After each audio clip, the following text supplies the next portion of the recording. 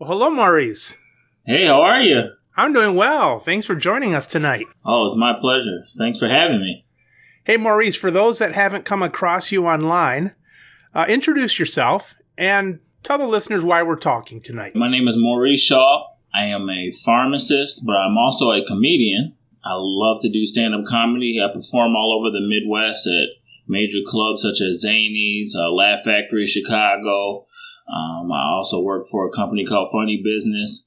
I also have a YouTube channel that has over millions of views called RX Comedy, where I talk about the profession of pharmacy, what it's like. I also try to do a little advocating on behalf of the profession as well, through comedy and humor, to try to get the word out about kind of the terrible working conditions in retail, and just to show other people what it's really like in the pharmacy. You know, there's a lot of pharmacy groups and forums and where they talk about pharmacy issues, but everybody in the groups or forums, they're pharmacists or pharmacy technicians, so they understand. It's kind of speaking to the choir, where right. I have a lot of people who follow me that aren't pharmacists or pharmacy technicians, and so they're always kind of shocked about my videos or what I say on stage. Even my neighbor came up to me the other day and was like, I came across your channel and I didn't even realize pharmacy was that terrible. So that's funny.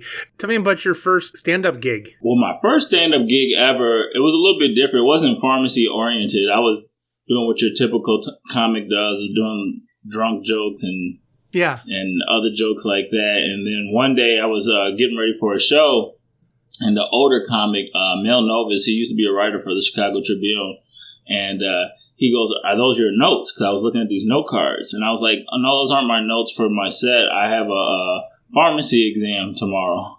And he's like, "What?" I was like, "Yeah." I was like, "I'm in pharmacy school. I got an exam tomorrow on dialysis." And he was like, "Well, why don't you go up there and tell jokes about that? Nobody cares about the other stuff that you talk about," because he's seen my other set.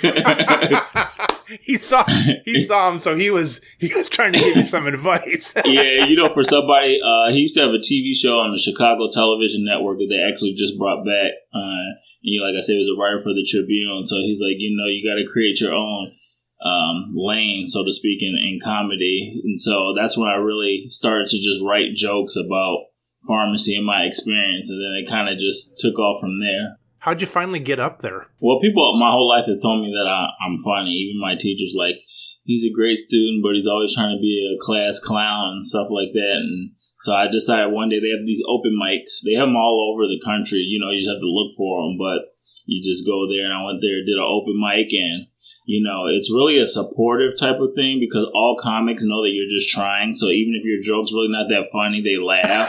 So it gives you this false sense of humor that you're really funny, but you're not.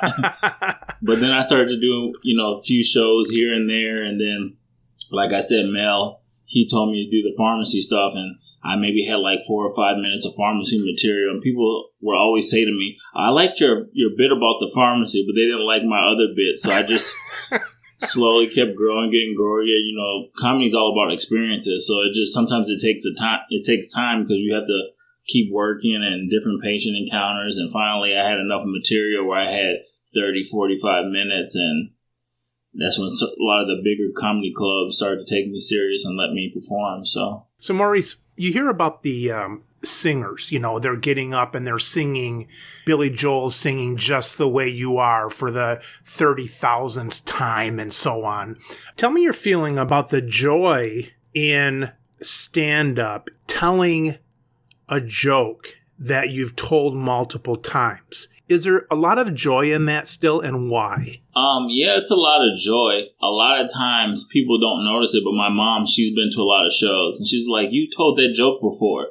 But what people don't realize in comedy and stand-up, sometimes you always are tweaking a joke. Sometimes I've had jokes that didn't go as well as I thought, and then one time I tweaked when I did the punchline, or I set it up a little bit different so it's the same joke. So you're always really tweaking your jokes to make them better. At least for me, I'm no Jerry Seinfeld yet. So every time I go up there, I know the joke will hit, at least the punchline, but I try to tweak it a little bit. So it's just, you worked on something, and when you go on stage one, it's kind of rewarding, because people don't know what it's like when you're in front of 450 people and they're staring at you, and you're on stage. So the lights are in your face and you just see all these faces, and especially when you first go up there, it's this type of quietness where I swear you could hear every organ in your body just working and moving. And so when you tell a joke and you could see, people's face and how they react, and just after the show, people saying like, "Hey, my dad's a pharmacist. Oh my God, he loved you so much." How many times people are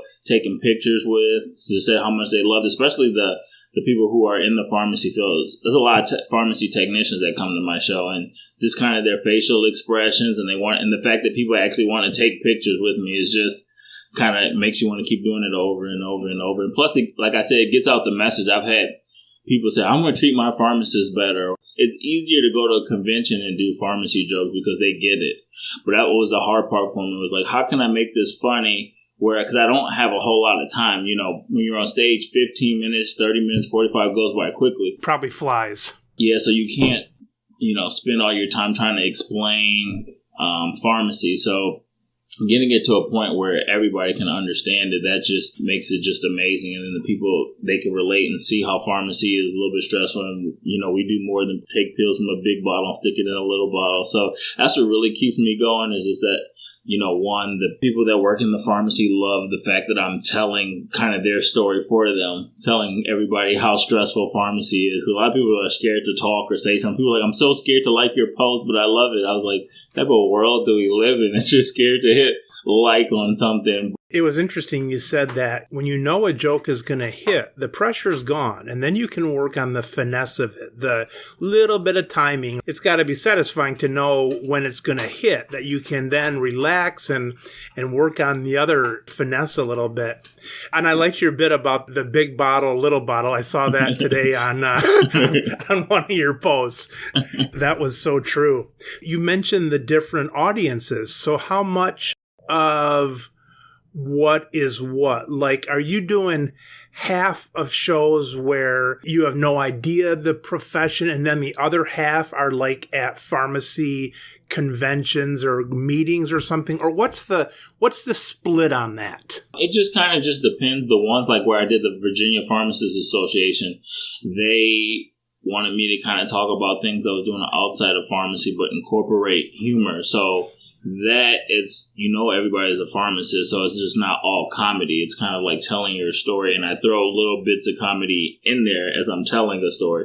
When I do a comedy club, I have no clue. Like I had some one show where like 10 of the people were pharmacy people, and 4 of them drove all the way from Michigan to see me. So sometimes it could be more pharmacy people if I posted, or it's a big enough club, people can come out. But most of the times it's just random people. But sometimes you're doing your show, not just like you said with Virginia, like telling a story, but sometimes you're doing your show in front of an actual pharmacy group. Yeah. Like sometimes I'm doing it in front of a pharmacy group. Most of the times, though, it's just at a comedy club. But the great thing about that is that, everybody uses a pharmacy at some point in their life. They always tell me, I remember the one time I went to the pharmacy when they're younger, because they don't go that much. If they're older, go, every time I pick up my medicine, my pharmacist is running around. So it's like, the pharmacy is something that connects everybody, because at least at one point in time, you had to pick up a script. Yeah, that's true. Everybody has been to the pharmacy. Yes. Yeah, that's cool. So you've been doing this for how long now? I'd probably say between 7 and 10 years. I had to stop when I did my residency for a little bit. And there's times where, if I had so much work or stuff that I stopped doing it just because life got a little bit hectic. Pharmacy is funny because I was in Chicago. I was always going to the open mics at the big comedy club, Zany's, Laugh Factory. And that's like where the amateurs can try to get on stage. And they were like, "We think you're funny, but you don't do it enough," because they're big on like, you got to hit the stage every night. But I was like, I'm a pharmacist. I can't just go to comedy clubs every night. So then I actually left and ended up moving to Springfield, Illinois. And then when I moved to Springfield, Illinois, Zany's and Laugh Factory was like, "Hey, we want you to perform." I'm like, well, now I live 3 hours away. So why do they want you to do it every night? Is it so you get really comfortable? No, it's just kind of just how the comedy clubs are. It's just kind of they just feel like you're a true comic when you're performing every night. You're not a true comic if you're not working every night. That means you're not working hard enough. So But, I tried to explain to them I'm a pharmacist. I don't work at a t-shirt shop where I'm free every night. But that's just kind of just the culture of comedy. Whoever does the most shows, how the comedy clubs look at it, they let those people kind of go on stage. It's kind of like your report card. It's like, hey, I've worked the last 20 weekends. So they're like, oh, okay, people are hiring you. You must be good because people are bringing you back. All right, we'll trust it. Yeah. So looking at your LinkedIn, Maurice, I see your pharmacy work stopping in January of 2020. That was when I was let go by Walgreens in January. And after that, it took me a while to find another job. I actually got a job at a hospital, but then I ended up getting furloughed because of Corona. And, they were losing so much money because they weren't having those elective surgeries. So then I finally got hired by CVS. So I've been working for CVS probably 3-4 months. And now I have pretty soon a work from home desk pharmacist state job working for Medicaid because they saw my Z-Dog video. So quite a few people have reached out to me about positions. Because of your Z-Dog video. Yeah, and I didn't even realize how well. I knew he was well known because I've seen his parodies, but then it's like people were reaching out to me, pharmacists from Australia and all these other countries were reaching out to me, and they're kind of interested in how pharmacy is in America because they always say that's what's coming over there. Like in Australia, once we were starting to do immunizations, and they started doing immunizations, and they couldn't even fathom the amount of flu shots and prescriptions that we have to do here in America. They got a lot of overlap. The lady said that in Australia it's probably like 300 to 400 scripts, but they'll have like 3 pharmacists a day. And I was like, sometimes I feel like I've done, we've done 700, 800 scripts, and there's only 2 pharmacists, and you're only overlapping for an hour. So wow. They said it's starting to change over there too, where they're starting to cut back. So are you able to share a little bit about that story with Walgreens cutting you? Yeah, I could share a little bit about it. I was intrigued when I saw that. In fact, I think it was on Z-Dog's show maybe that he had mentioned that in his title on YouTube. So what happened there? Well, I've been working for Walgreens for 7 years, and I've been doing comedy the whole time, that I had worked there. I've probably been doing it for 10 years. Even the district manager that hired me, she knew I did comedy because she knew me from when I was in pharmacy school. And even when we had corporate meetings, if I did a presentation or something or I spoke, they would introduce me as, oh, he's a pharmacist and he's also a comedian. So everybody knew. I had people higher than district managers come to my show, seen the full set, took pictures afterwards, and loved it. And it was kind of like that, especially with my YouTube channel. Like every time I did a transfer, it was always like, oh, you're the YouTube guy. Oh, you're the YouTube guy and stuff. All right. So what happened then? 8 years later, then what happens? Well, I get a new district manager, and he kind of comes in. My store manager, he ended up leaving shortly after we found out we weren't getting our bonuses. When I first took over that store, that was probably my 4th store that I've taken over. And when I took it over, everything was in the red. It was underperforming. And a goal me and him set out was like, hey, in a year and a half, let's get this store because it's such a high volume. It's a big bonus for us, I believe I could have got like 16,000 or something like that. But we hit all the metrics, so we were excited. And then we just found out like a week or 2 before, oh, they're not giving bonuses anymore. And so it was like, okay. So, my store manager, he left. They brought in a new manager. Then my district manager one day calls me in the office and is like, hey, your comedy is gross misconduct. And I was like, well, everybody knew that I did comedy. People from corporate knew I did comedy. A week before, corporate actually sent me an email. It was for a position working for Walgreens in Deerfield, Illinois. It was a corporate position, a promotion. Like manager of pharmacy and retail ops. So, I was actually kind of excited because I was like, hey, I might get a position at headquarters. Actually, 3 months before that, they tried to promote me. One was like a healthcare supervisor, but it was in Nebraska.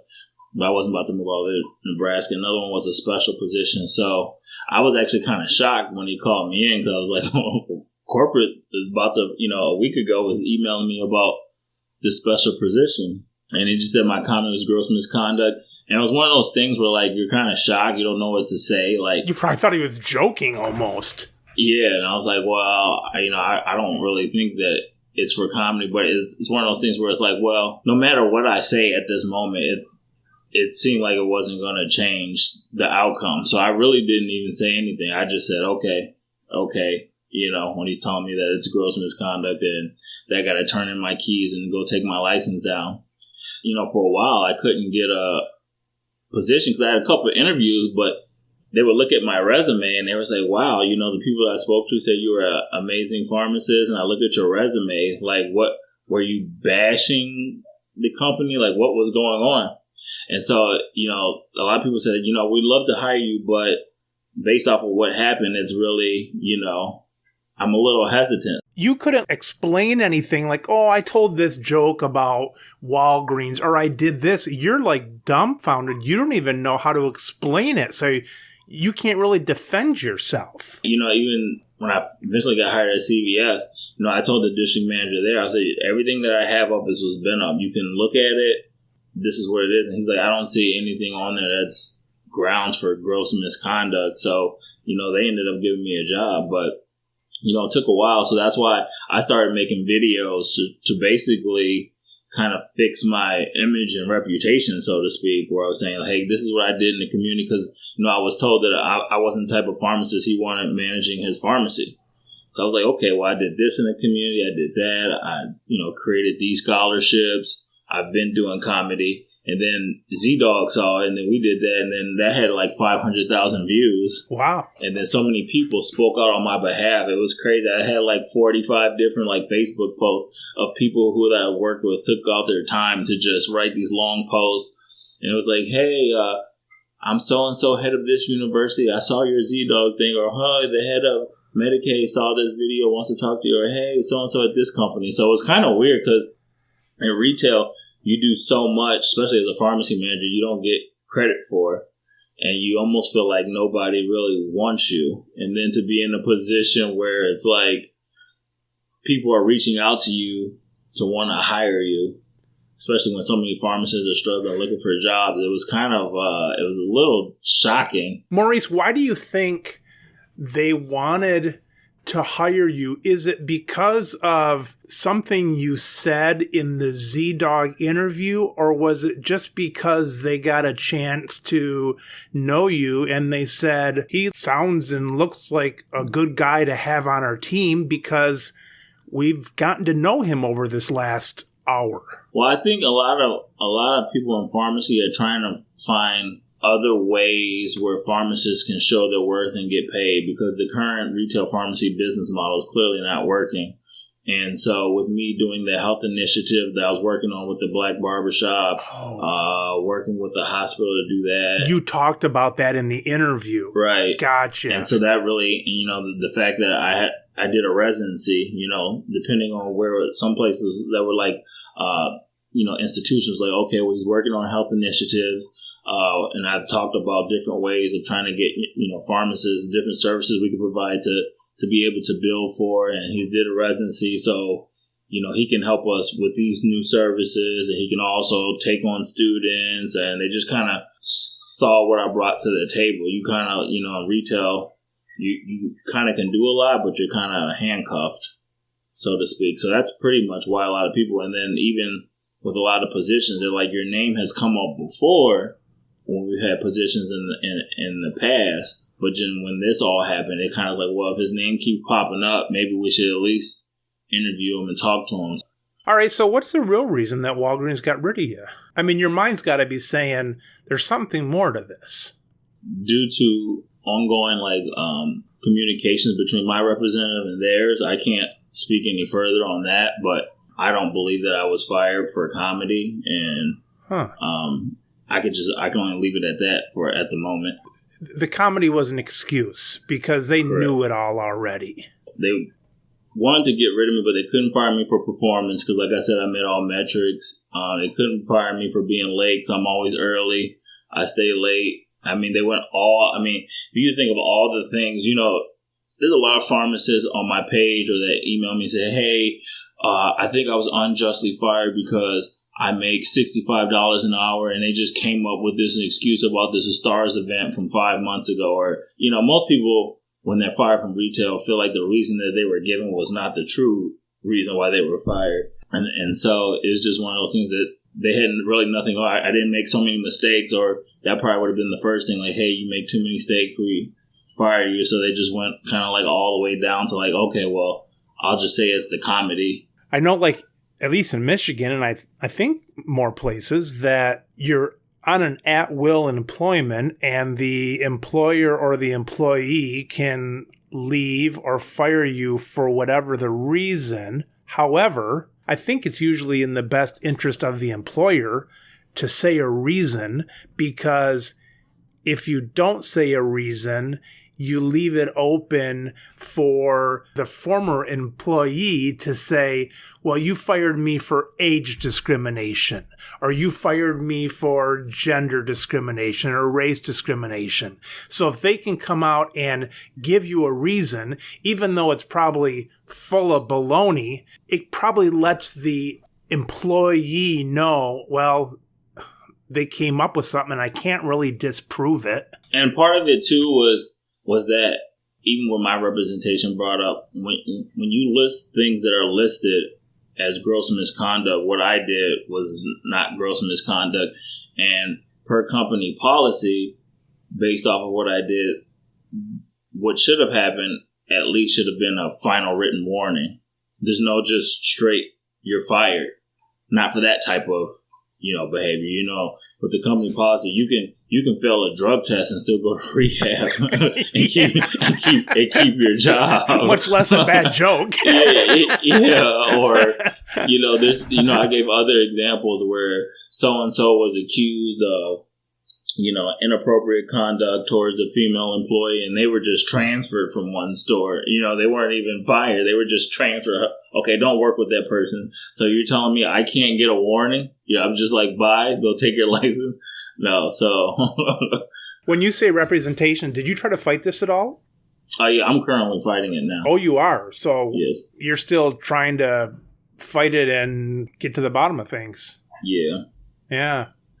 I mean, a lot of people who reach out to me is like, hey, I feel like I was unjustly fired. They said that I did this, but I don't think so. And I was like, well, okay, well, did you fight it? No. I was like, well, why not? And they're like, well, I don't know. Then nobody gives you a good reason. I was like, well, everybody complains about these unjust firings, but then nobody even wants to stand up for themselves. I was like, yeah. They probably say this unjust firing, and then you say, you didn't fight it? Why not? Well, there might have been a couple things I'm not telling you about. Yeah, and it's just like, it could be like to what you're saying, they're leaving part of it out to make them seem like the complete victim. Or if they were unjustly fired, that's how companies get away with stuff, because they know people just move on. Yeah, sure. They just move on. And I always told people, like, growing up in Chicago, it's one of those things where it's a rough area where it's like, as a kid, you would get picked on. And then you would keep getting picked on until you fought back.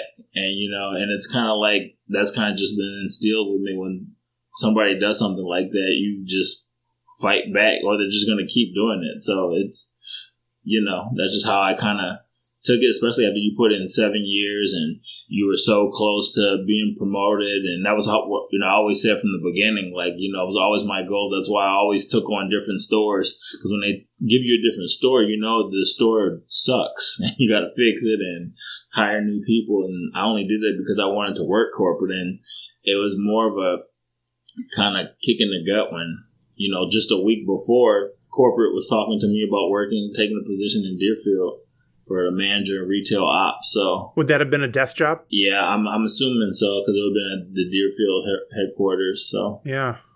When you talk about the rough area you grew up and getting bullied or picked on, is that where any of your comedy came from, to deal with any of that? To maybe try to make a bully laugh instead of punch you in the nose or something? Or? Yeah, that just kind of gives you that really just gives you thick skin, especially working retail. But where it all really came from to be able to handle retail was working in the rough areas. Because now when I don't work in the rough areas of Chicago, people are like, "Oh, you dealt with that Karen everybody talks about, that crazy lady." And I was like, "Well, when you work on the west side of Chicago, you work with the Antoine that may actually kill you or threaten your life. So dealing with the Karen is not so bad. It's like, okay, but Karen's not going to threaten to beat you up after work. So it's like one of those things where like it just, I just blow things off, and it just kind of amazes my coworkers. You're like, tell me if they pull a gun or jump the counter. But besides that, they're just peeping up. I had a Karen last week, and she actually goes to my church.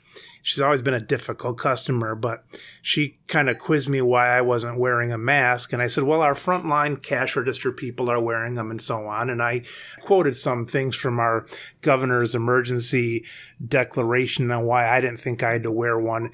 And boy, she dropped the biggest F-bomb on her way out of the store, and it's like, it was crazy. And I even heard it through that quadruple layer mask she had on, Yeah.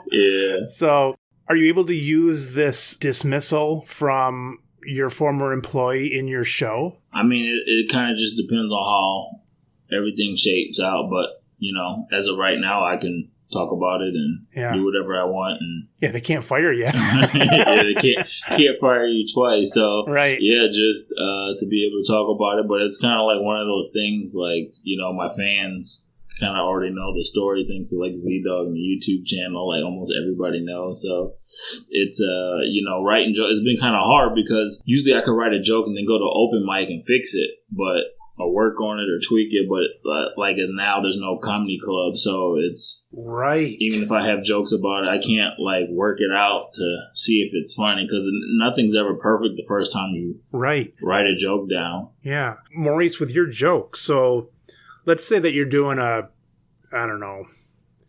15-minute set. And I had heard at one point that about almost every 7 seconds, you want to kind of get people chuckling a little bit. That's a hell of a lot of jokes, even for 15 minutes. How often do you throw in new material, like 5% new material, and then if it doesn't hit, it's okay because you've got 95% solid? Or how do you get that feedback? And I know you said right now it's tough because you don't have the open mics to try it out on, but how much new stuff do you throw in when you're not sure of it? It just kind of depends. If I'm at a new club, let's say like a comedy club in Tennessee, say, hey, we want you to do 15 minutes. I won't try out any new jokes because that's like an audition for me. So I'll do a solid 15 where I know every joke hits. If it's a club where I keep performing at, gotcha. I'll always try out a new joke and then always do a joke that I know is going to hit right after that. So if it doesn't hit, then it's okay. And then in the beginning, I'll do little short, quick jokes, boom, boom, boom, just to get them laughing. And then I'll go into some of my longer ones where they're not like every 7 seconds because now I have their attention.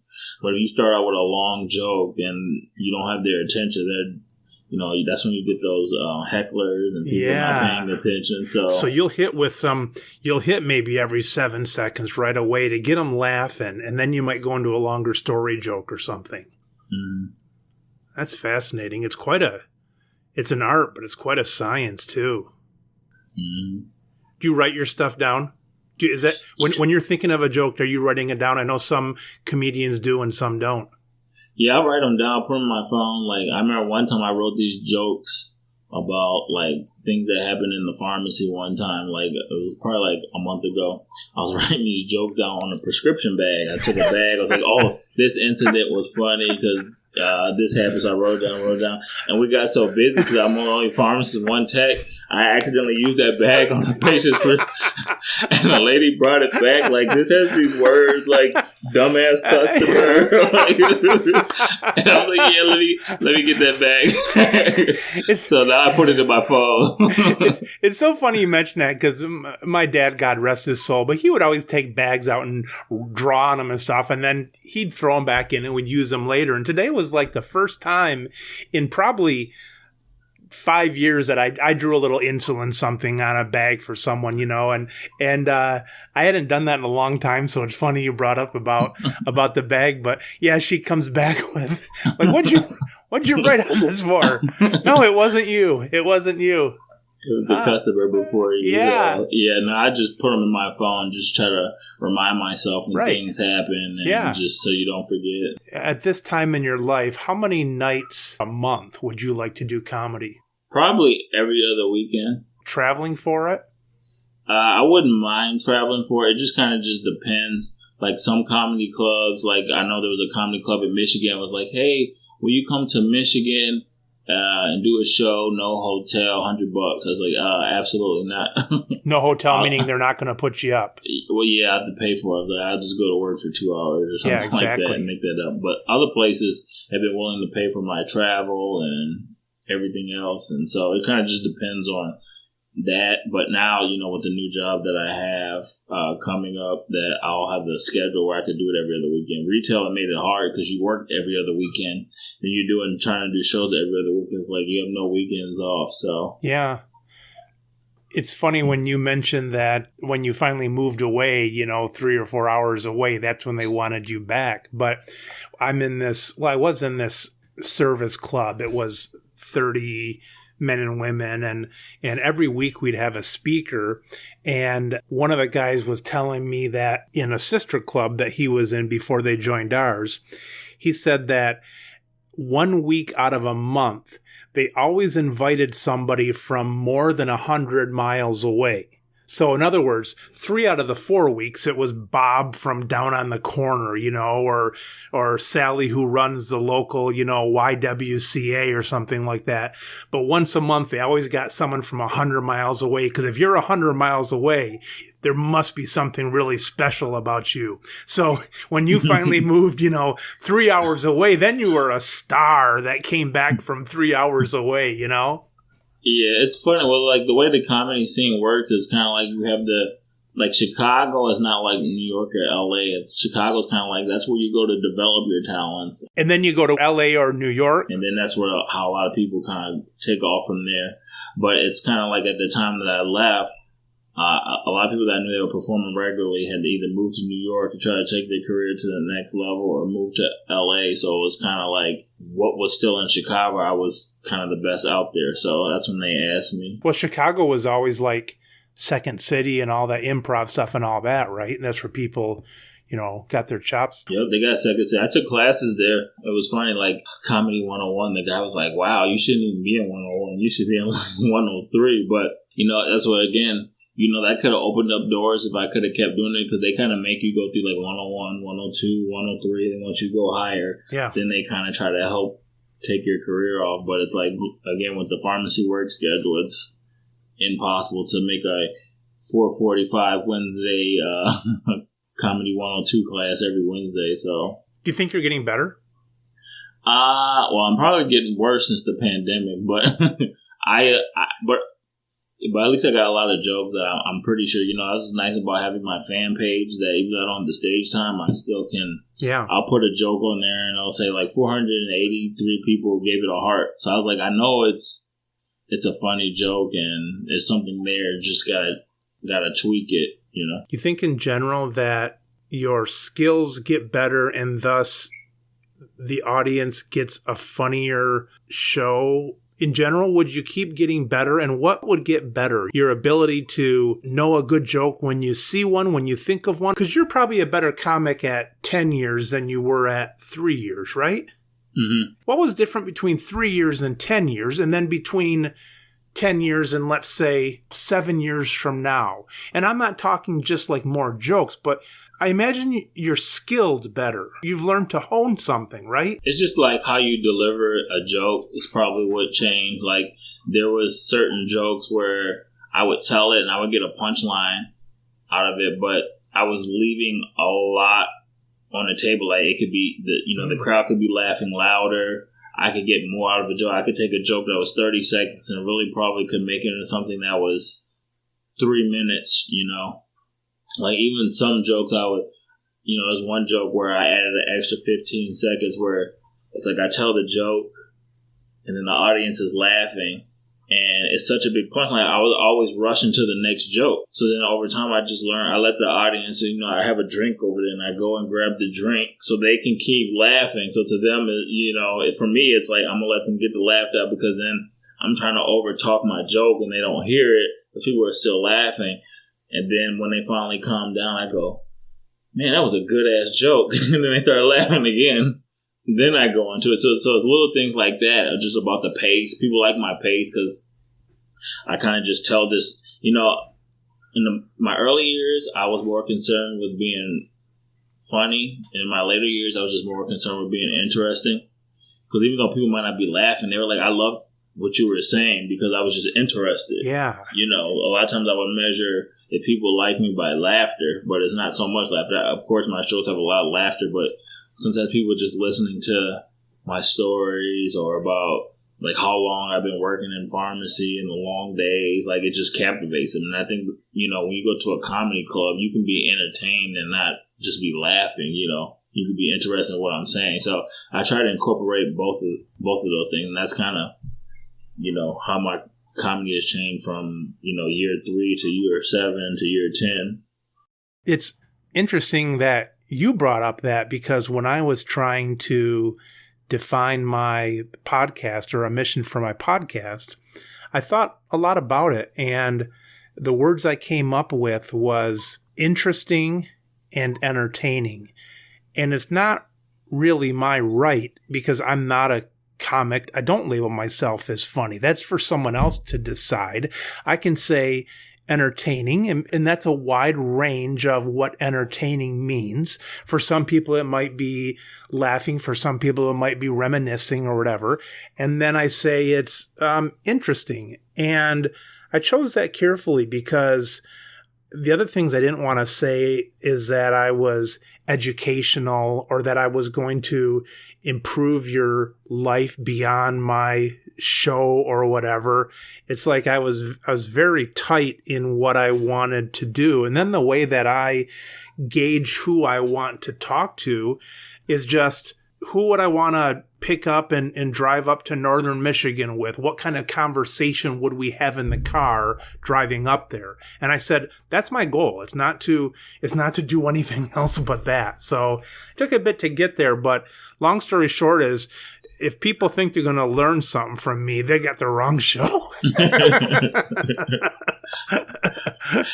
My dad is always like, why don't you do more things like CE credits? I was like, that's just not my thing. I'm not the person who does the CE credit. My job is to make people laugh, and, that's just, I'll stick to that. That's got to be a hell of a feeling being up there because the quieter people are, they're listening. They're really listening. Like you said, the opposite of that is heckling. So they're really listening. And then to hit them with a joke is going to hit. Yeah, especially when you've seen comics go up there where one joke doesn't hit. And I've seen them perform, but the fact that one joke doesn't hit, it kind of throws off their whole routine, and then they get flustered, and then they've just walked off stage because you have all those people just staring at you. And it's, everybody, there's a lot of people I talk to that are hilarious, and, but it's being able to tell a story, communicate that to 300-400 people is what separates, the average person from a comic. There's certain comics that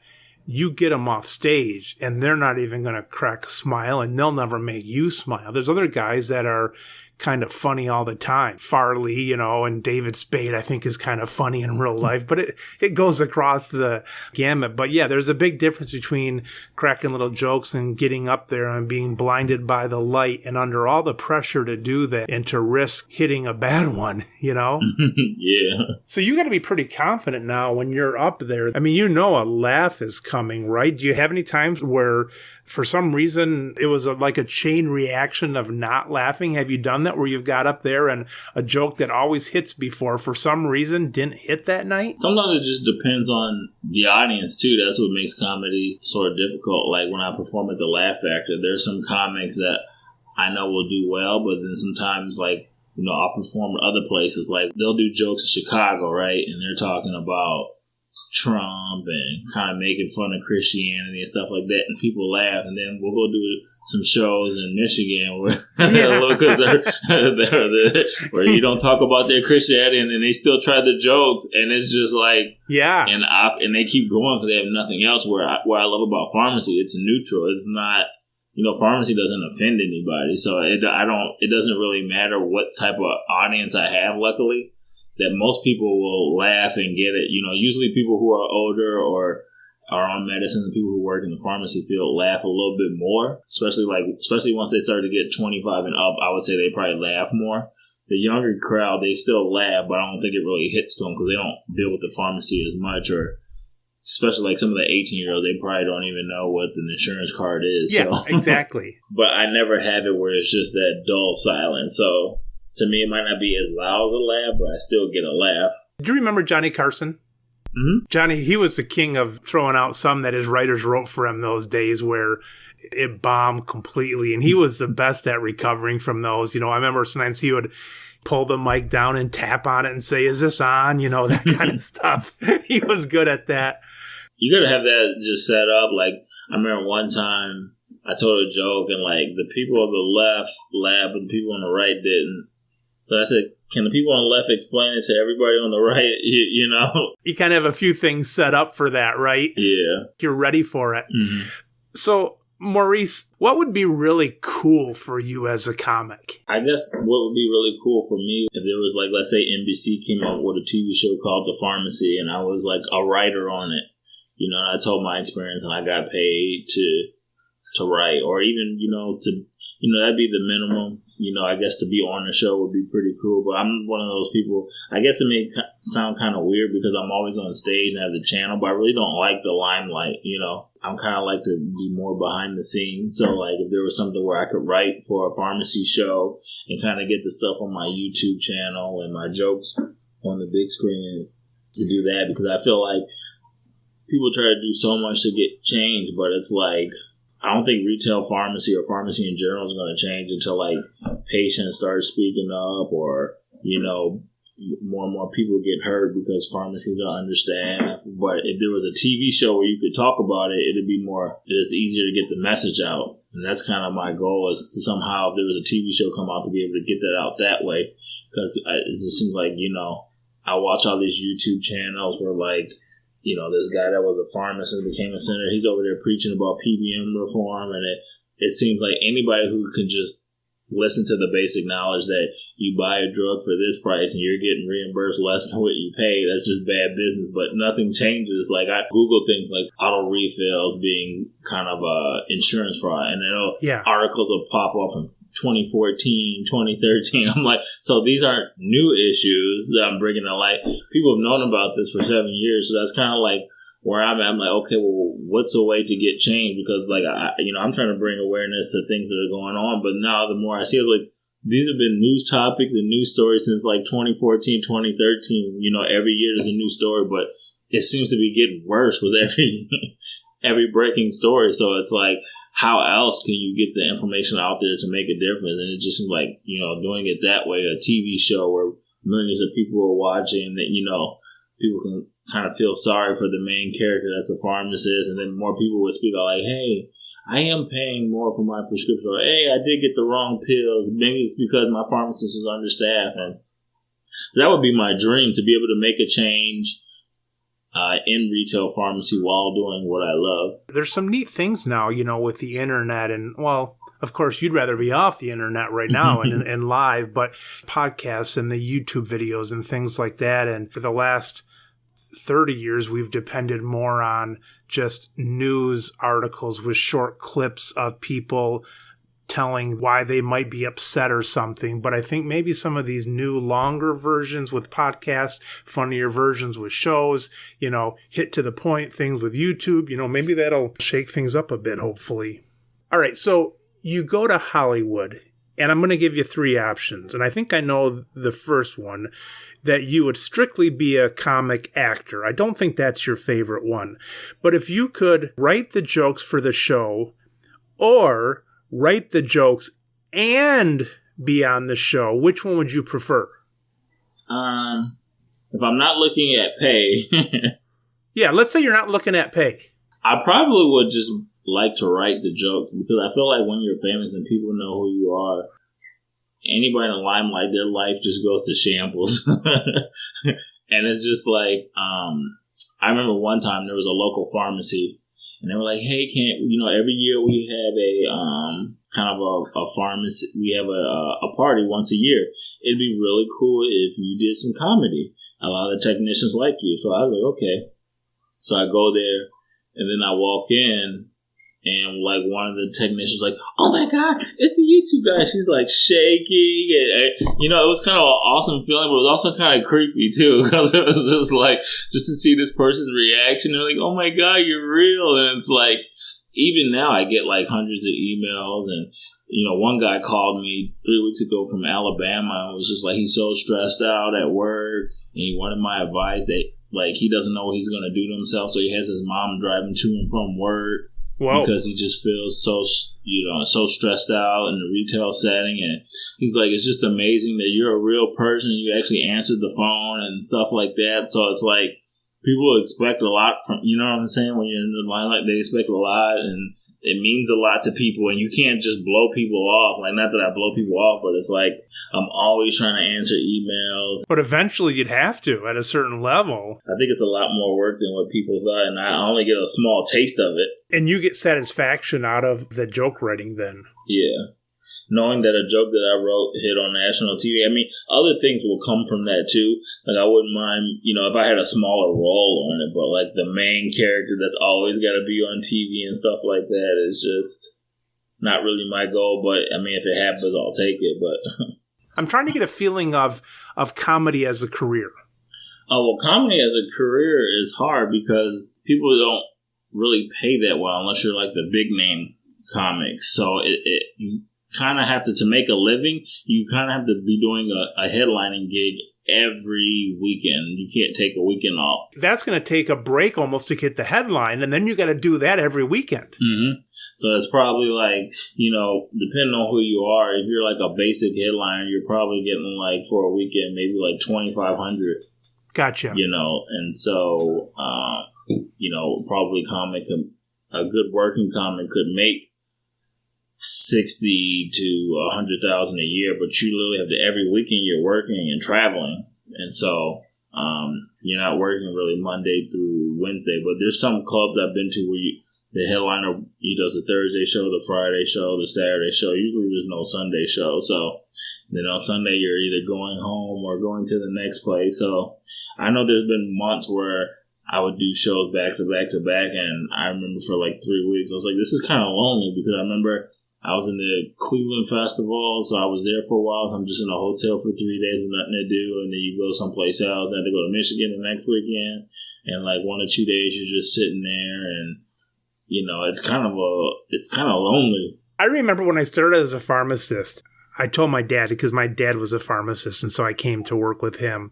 And one time I got the idea, I said, I'm going to go visit all these doctors' offices, you know, and bring them stuff and kind of be a sales guy like that. And I always considered the pharmacy like a trap for me. Like, I got to get out of here, you know, and do something. I'm stuck here with all the cash registers and all that stuff. I went out for about 3 hours, and I was so lonely I needed to come back. You know, just being on the road, like without the comfort. Now I call them comfort, but back then I felt like I was kind of trapped in it. What you need to do is keep pumping, keep the YouTube, keep that going. There's no such thing as pure luck. I mean, luck happens, they say, to people that work their ass off or something like that.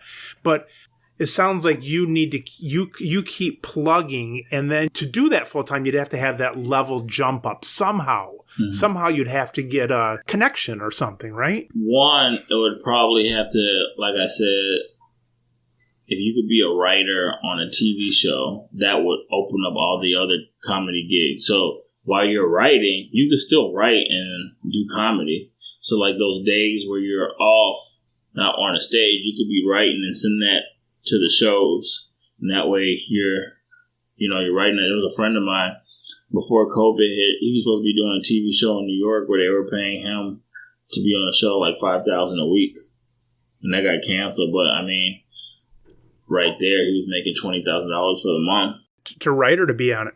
To write and be on. So he was doing both for a show in New York. So it's like, it kind of just depends on the show. You know, if he did that for $20,000 and another, also kind of depends on your lifestyle and the way that pharmacies going and people are making less and less, you might as well just be a full-time comic. We're struggling at our pharmacy, just like almost every pharmacy is. And part of me is almost glad about that, because someday maybe it's so tough where I've got to take my last 10 years in the workforce and really be forced to do something, or at least not see the golden handcuffs as much. But yeah, you've got, I think, a lot of cool things happening now with pharmacists because that wage isn't there. And so everything doesn't look so small compared to it. Things are starting to look almost compatible, doing something else. Yeah, that's what I was telling people, like when I did that one video where a bunch of people, I believe it was like Walgreens in like Rhode Island, Massachusetts, they were getting laid off and they were hiring new grads at $41.50 an hour.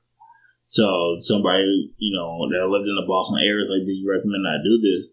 And I was like, well, somebody commented that they learned to become a diesel mechanic and make $42 an hour and had no student loan debt. Like, I guess it would just depend on your level of pharmacy. You could do something else and not have the student loan debt. If even at that rate, if you didn't have student loan debt but love pharmacy, I would still say do it, but maybe not retail setting where you're working like 12 hours a day and no break. So it just kind of just depends on the market, but it looks like everything is just going down. So it's like, might as well try to do something else. And a lot of pharmacists don't realize that their skill sets translate to other things because they don't look outside the box. Because when I was looking for a job, I did things that weren't even pharmacy related. And I was surprised about the number of people who actually reached out to me. Like one of them was like being a project manager for like a big pharmacy company, and they wanted healthcare experience, management experience,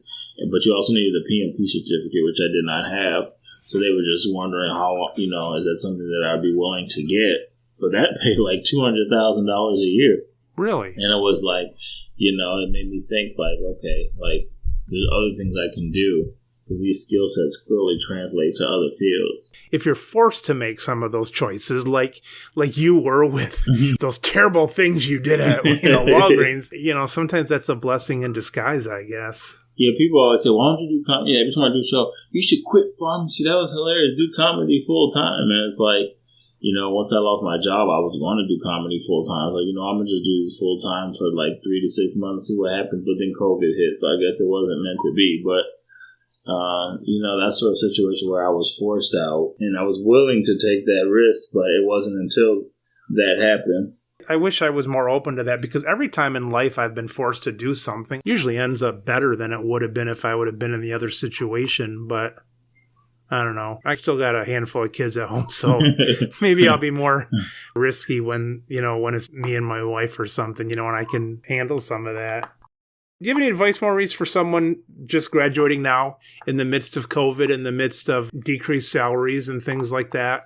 I always say, like most pharmacists, they just depend on pharmacy. I had a barber academy, and the school ended up having to close because of COVID.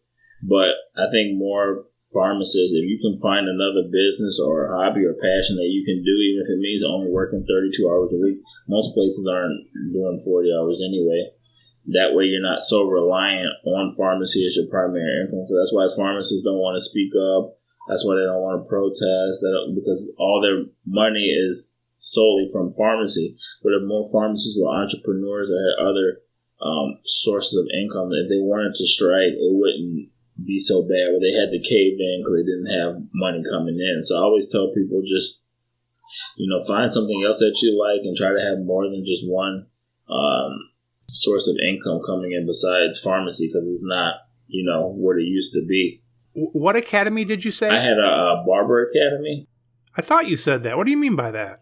I helped open up and I partnered with other organizations where felons could learn the trade of barbering for free, give them a fresh start on life, because a lot of times they get released, but then they have no credit, they have the background, it's hard to get jobs. Whereas like if you're a barber, you can still make money kind of on your own, kind of supplement things, and that's what a lot of people who get out of prison want to do is cut hair, at least where I'm at. So it was a pretty good program. A lot of people who said it changed their life around, because when they get out, lot of times, a lot of them were going to, jail for drug offenses. So this way they can make an honest living, so to speak. And there's other organizations that were assisting and paying for their tuition, so they didn't have to pay out of pocket. Were you a part of that somehow? Yeah, so I helped open it up. I helped make the connections with the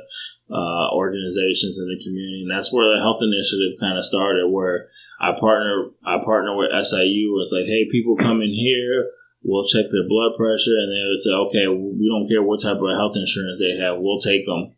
Because a lot of people will say, like, well, I had one insurance, lost my job, and I got, state insurance, and then that doctor wouldn't take the state insurance, and then I got another doctor, or I never found another doctor. So it was kind of something where people would come in. A lot of times people don't go to the doctor regularly, but they always get their hair cut, every 2 weeks, a month. So it was a health initiative. The hospital, the School of Medicine was eager to help out because they were going to have medical students come do maybe like physicals and stuff like that. But the whole COVID thing hit, so we're just trying to figure out other ways to make a difference. But that's kind of what I was doing. Yeah. So your advice to people coming out of school would not only be being open to something, but would you actually say try to have another income coming in?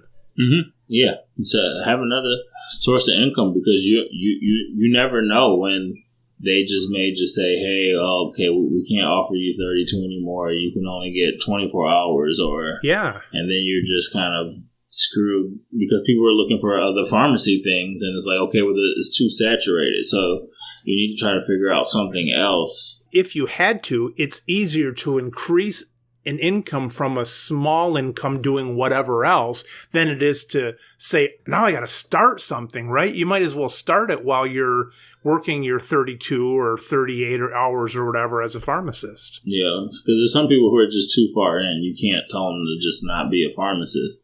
So when they're starting off, I say, even if that means, working 32 or even 24 hours a week, if you can, if you can manage it. Like my dad, when he ended up getting laid off and then he had to get a kidney transplant and couldn't work, and he only gets his little fixed income, but he started his own little Amazon business. So he goes to Goodwill and other places and buy like those old like CD, those old Walkmans that had like a 35-second skip protection. Well, those things are valuable. He sells those things like hotcakes, or old Discman or old cameras, things that I would just think is junk. Like he'll pay 50 cents for, but then he'll sell it on Amazon for $35. So you keep doing that and doing that. Like my mom has a fit because the basement is just full of just Starbucks coffee mugs, Minnie Mouse stuff. And she's like, this shit is crazy. Get it out. And he's like, no, it's valuable. He's like, shut up. That's your retirement. Yeah. Because people people pay good money for those Starbucks coffee mugs for whatever reason. But, you got to know what you're looking for. But that's just an example. And to him, it's not stressful. You work on your own time. You're going looking out, and so. But even something like that, even if you're bringing in, let's say you make $100 a month or something, at least you're moving in a direction of not just pharmacy and so on. Correct. Huh? That's good advice. Yeah, because I don't know if this is funny or sad, but when I had a job interview at Walmart, the guy was like, "Well, I have 78 applicants. I chose to interview 8 people. I chose you because of your extensive management experience and your residency." But he's like, of this other 70, 60 of the people whose resumes that I have been graduated for 2 years and have no working experience, so they couldn't get a job. Whoa. So it's like, there's people, one guy did a podcast with in order to get a pharmacist job, he worked as a tech for like a year. Really? Just driving. He drove 45 minutes every day to be a tech and got paid as a tech until something opened up. You got to keep moving. This podcast, I think I've always enjoyed the thought of it, but most of it came from being a little frightened of where my pharmacy was going at home. I haven't monetized it, but I've probably done something even more valuable. I've talked to 70-some leaders like you that I can open things up with. I get to know people, that kind of stuff. Yeah. Good stuff. Well, Maurice, thanks so much for being on the show. No, thanks for having me. It's a pleasure. Like all these different podcasts, I didn't realize how big podcasting has become. And I've actually, to me, it's more interesting. Outside of pharmacy, I look at just like Spotify and Joe Rogan and kind of the business things of podcasting. It's kind of interesting to see where everything is going. I don't understand why pharmacists can't do this and get paid, for these type of consultations, like these video ones. It's almost just like somebody being in front of you. So, I mean, obviously we would need provider status, but I think, with a lot of telemedicine in the future, hopefully this podcasting and telemedicine, we see more pharmacists doing podcasting and maybe getting reimbursed for some of our services. Yeah, if you can pull the positive out of things, one thing this COVID has certainly done is it jump-started the video to video, which never seemed to have caught on as much as I thought it would. I've told this story before, but when I was like 7 years old, I went to Disney World. And I was walking through one of the, I think, General Electric, like Cities of Tomorrow or something, where they play those corny songs over and over and over again. And I remember seeing like this robotic person, but talking on the screen to someone like we're doing now. Mm-hmm. And I remember telling myself that right there is my definition of the future. When you can talk to someone on the phone and be looking at them face to face. Well, that's been around now for 10, 15 years. Only really COVID has seemed to have really brought that out of its little bit of hibernation there. So, yeah. All right, Maurice, I'll be watching for you. All right. Thank you. Thank you so much. Thanks for having me. I want to see your name scrolling through on some credits while I'm sitting there watching the boob tube some night. I was actually going to do like a pharmacy family feud. I guess I'd have been Steve Harvey, name top 5 reasons why patients lose their Norco. Go. Yeah. They never lose their blood pressure medicine. No, it was funny. We had, I remember one time, I think it was a year ago, it was like a recall on Xanax, the generic. And I was like, it's funny because not one person has called me about this damn recall, but when they blood pressure pill, everything else is recalled. They're freaking out. Yeah, not one person. Xanax is recalled. They don't care if it, you causes cancer or what. They're still taking it. And it's only the Xanax that must have a magnet inside of it because those seem to find the drain a lot more than any other medicine does. Yeah. And then when people bring me their bottles, like when they bring me their Losartan bottles, always like powder dust in there. Like the Norco bottle looks just as clean as when I gave it to him. My dad used to tell me, I heard from Mrs. Smith when we shorted her 3, but she never told you last month when I put 3 extra ones in there. She never called. I think he fibbed a little bit, but all right, Maurice, you take care. All right, you too. Thank you. Bye-bye. Bye-bye.